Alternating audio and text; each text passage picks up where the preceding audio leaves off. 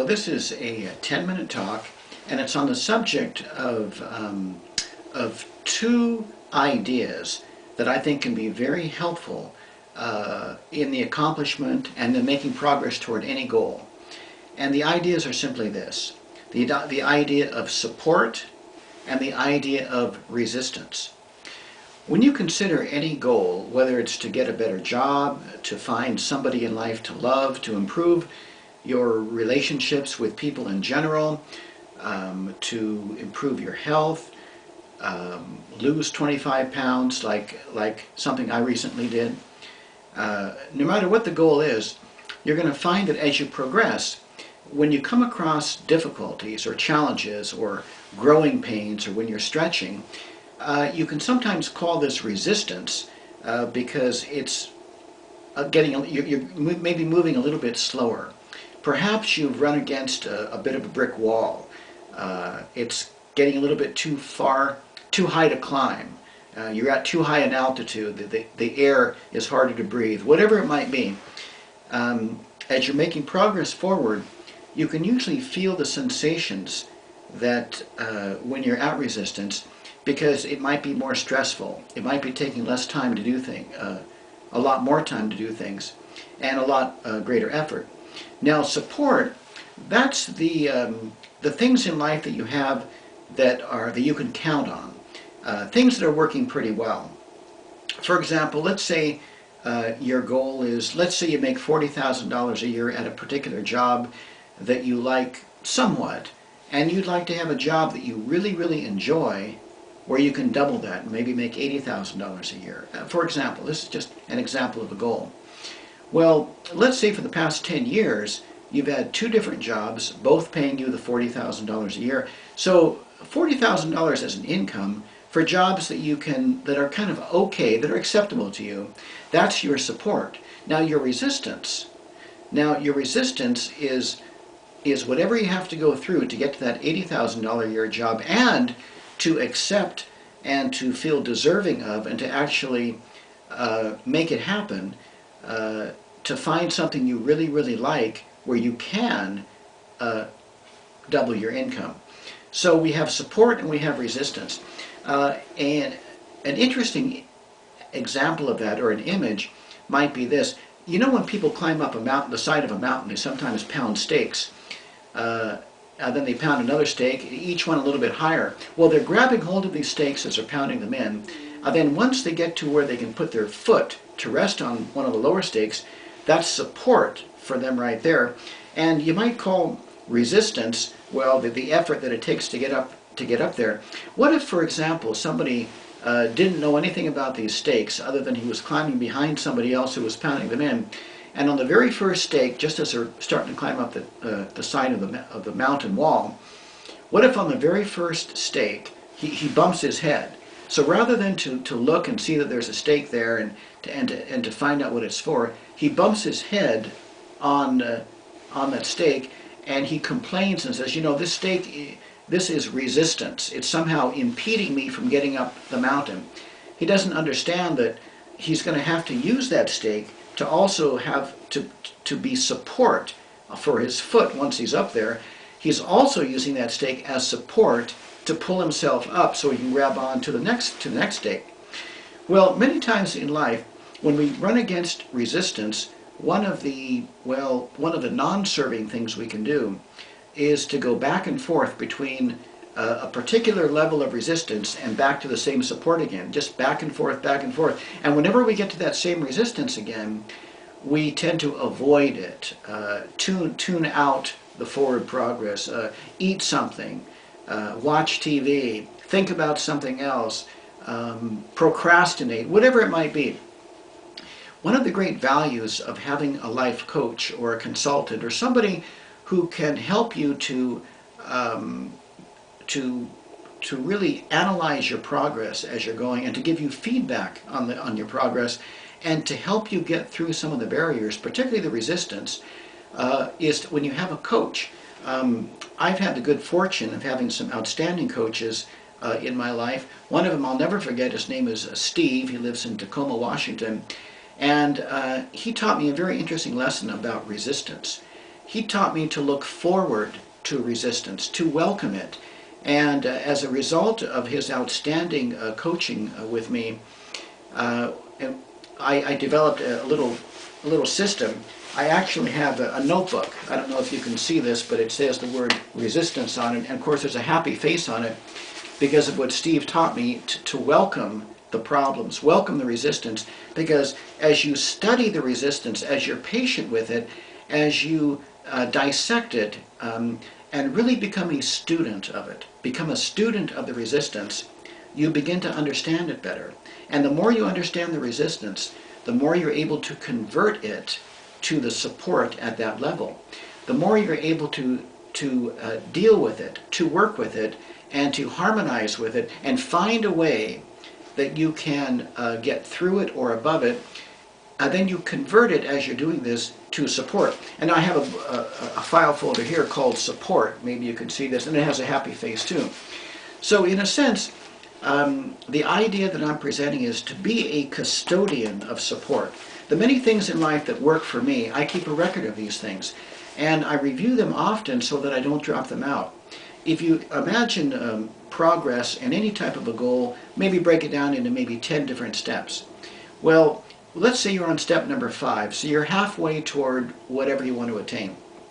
Well, now you want to get from step 5 to step 6. Well, step 6, there might be plenty of resistance on the way. So this is my, as a student would keep a notebook on something, so we can study the various types of resistance. Then when I meet with my coach, I can discuss, hey, the resistance I had, the coach can help me to ask all different types of questions, help me analyze the resistance, and particularly hold me accountable to being persistent and continuing to learn about whatever I need to learn about this resistance in order that I can convert it into support, so I can make it to step 6 and now convert that to support. Now, the reason that we review the support folder and many ideas, wonderful ideas, and successful actions in my life that constitute the support is so that, let's say I'm going from step 5 to 6, and step 6 is so traumatic that it just knocks the heck out of me. If I do not have a very stable level 5, it could knock me and crash me right through levels 5, 4, 3, and 2. I bet you've known somebody who had a very traumatic, tragic relationship, or lost all their money in a misfortune in the stock market or something, or whatever it might be, and it shocked them. They crashed down 6, 7 levels, you might say. Some people never recover from this. Other people, and they just stay at that level and blame conditions, blame others the rest of their lives. Or maybe it might take a great deal of time to get back. Well, the idea of being a custodian of support is because these support levels of your life, in every department of your life, your relationships, your health, all these things, they really consist of insights and habits. And as you as you're aware of what these habits are, what you do is you continue to keep them in place. And as you keep them in place, that's what offers you this support, so that when you have difficulty going from, let's say, step number 5 to step number 6, and if you keep crashing down to step number 5 again, well, you won't crash so hard that you're going to smash through to go 4, 3, 2, and 1. You'll probably just stay at 5, and so you have you're all the way closer now to getting back to number 6 again, rather than crashing, going all the way to step number 2, and somehow by the time you wake up, or the time you get oriented, or time you get healed or recovered from the whatever tragedy this is, it might take you quite a bit of time now to get back to step number 3 and to rebuild that support. Step number 4, rebuild that support. So I say be a student of resistance and be a custodian of support, and welcome both of these things in your life. You know, I sometimes look at the idea of crossing over a river that has maybe stepping stones. Now, a stepping stone is like a support. It helps you get across the river or across the stream. But if you're not really paying attention, you might bump into the stepping stone, just like in the example of the stake that you're supposed to climb up when you're climbing up the building, climbing up the side of the wall. you're supposed to hold on to it, and then it's going to be support when you're standing on it. Well, just like a stepping stone is support, if you don't know that, you might bump into it, hit your knee on it, trip over it, and say, this is not a stepping stone, this is a stumbling block. But a stepping stone and a stumbling block, they're the same thing. They're just a rock that sticks up out of the water. But depending on how you use them. So if you look at the world around you, you'll find many, many things that could either be stumbling blocks or stepping stones. Many things that could either offer you support or offer you resistance, depending upon how you approach them and depending upon the enthusiasm you have to learn about them. And you're continually learning about the resistance, and as you do so, you become better and better at categorizing different types of resistance and learning about strategies on how to deal with this resistance.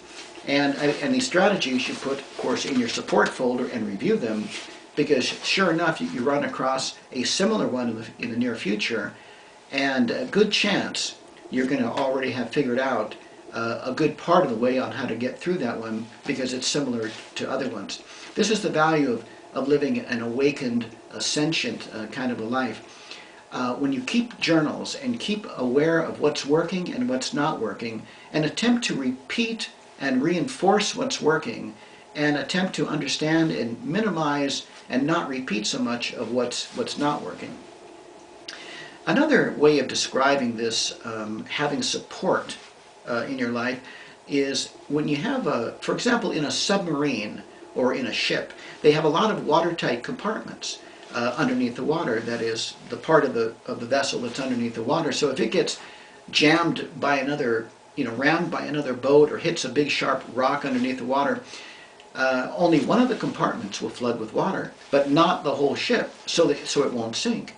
The submarine won't get completely flooded. Only one chamber will be filled with water. And they'll find out where that is, and then they'll pump the water out and fix the hole in the side of it. Well, in life, if we have early warning systems, if we're living in an awakened kind of a state where we're regularly reviewing what we're doing, and again, having a life coach that you can meet with, for example, once a week, is of great help in keeping us mindful of what we're doing, because a coach helps us to be accountable to staying persistent in the direction that we want to go in our life. And by having a coach, we're going to be able to catch ourselves quicker. It's going to be like in the submarine or the boat, something goes wrong, only one little compartment gets flooded. Well, when you have a coach, only 1 week goes by, and you only have to live with your disaster. If something horrible happened to you while you're trying to achieve something wonderful and it's just not working out and you're getting very discouraged, coming across resistance that you just cannot get through, well, it's like only 1 week of time, only 1 week of your life has been flooded with discouragement and perhaps inefficient activity.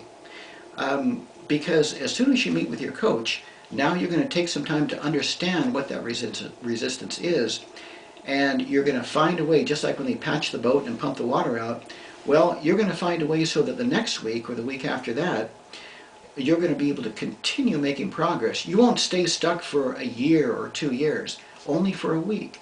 So in the same way that you're saving a lot of time in life and really making excellent use of your time by having a coach, it's similar to in a boat or the submarine. You're making use of having all of these other chambers that don't get flooded. Only one gets flooded. Well, when you have a coach, only 1 week gets lost. Not a year, not 2 years. I know people that have gone 5 years without having someone in life to love, a relationship or a marriage or a significant other, just because 5 years ago they had a traumatic experience. Well, imagine if they would have had a relationship coach or gotten some kind of therapy, counseling, anything that could help them understand what the resistance was. Because once they can have a better grasp for this, it's easy to get back into the game again. How many people are sitting on the sidelines of life, not participating anymore because of some pain, rejection, some something very uncomfortable. Well, the other thing about resistance and support, there are two ways of identifying support and resistance. There is inner and outer support. For example, the inner support might be the self-confidence, having a vision, a strong belief in what you want to do. And of course, the outer support, well, might be having a life coach. Your friends and family, people you know who you can count on to kind of give you encouragement. And things like education, even your superiors or people you work with at work, who can teach you and train you on how to better achieve what you want to accomplish in the workplace, for example. So you have the outer support and inner support, and if you're aware of both of these things and reinforcing and building on both of these things, you have a very, very powerful support system. And like I say, be a custodian of support. Enjoy building and finding many, many things, inner and outer, that can be of support to you, and be a student of resistance. And in the same way that support has like an inner support and an outer support, there is inner resistance and outer resistance. The inner resistance could be things like, the memories of some type of a tragic experience that's somewhat connected with or related to the same thing you're trying to accomplish now. Then you have the or inner resistance might just come from lack of education or lack of skill in a particular area, so you feel a little bit less competent and thus a little bit less prone to become very active or ambitious in that area. So an example, of course, of outer resistance, well, it could be the economy, other people that somehow aren't accepting your idea, things like this. So when you become a student of resistance, be a student of the inner resistance and of the outer resistance. And as you are a custodian of the support in your life, be a custodian of the inner support and the outer support. Well, I want to thank you very, very much for listening to me rant and rave about support and resistance. But I think these are two very key ideas. And for anybody who's considering getting coaching or who's currently participating in coaching, it's very helpful to discuss these things with your coach. Most coaches are very, very skilled on helping people. They might not call them by these identical names, but they have outstanding skills in helping you to build a structure in your life that can support your ongoing success, and to help you identify and to welcome and to really work successfully in a win-win relationship with any and all of the barriers, problems, the space to grow in, the resistance. So in closing, might I say to you, I wish the best for you, and I hope that you have a great amount of enthusiasm toward living the life that you want to live.